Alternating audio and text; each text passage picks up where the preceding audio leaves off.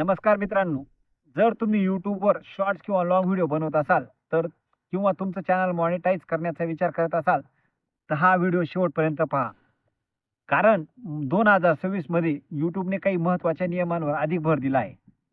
हे समजून घेतले नाही, तर चॅनलची कमाई आणि वाढ दोन्हींवर परिणाम होऊ शकतो. सर्वात आधी इनऑथेंटिक कंटेंट वर आता कडक कारवाई आहे. एकाच टॅम्पलेटची, कमी मेहनतीची, मोठ्या प्रमाणावर तयार केलेली व्हिडिओ मॉनिटायझेशनसाठी अपात्र ठरू शकतात. दुसरं एआय वापरणं बंद नाही, पण पूर्ण एआयवर आधारित कंटेंट किंवा शून्य स्वतःचं योगदान धोकेदायक ठरू शकतं. तिसरं, दुसऱ्याचे व्हिडिओ आणि न्यूज क्लिप्स वापरत असाल, तर स्वतःचं विश्लेषण, माहिती आणि त्याच्यावर प्रतिक्रिया देत चला.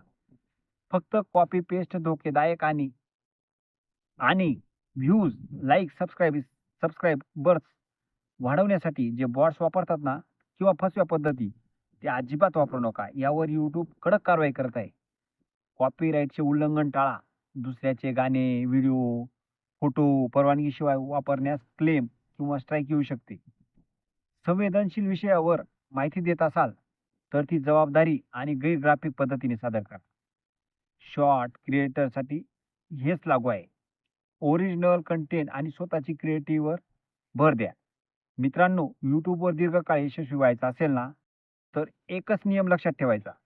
ओरिजिनल, प्रामाणिक आणि प्रेक्षकांना उपयोगी कंटेंट तयार करायचा.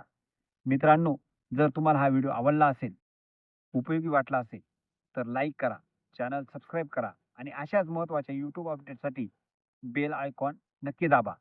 जय हिंद, जय महाराष्ट्र.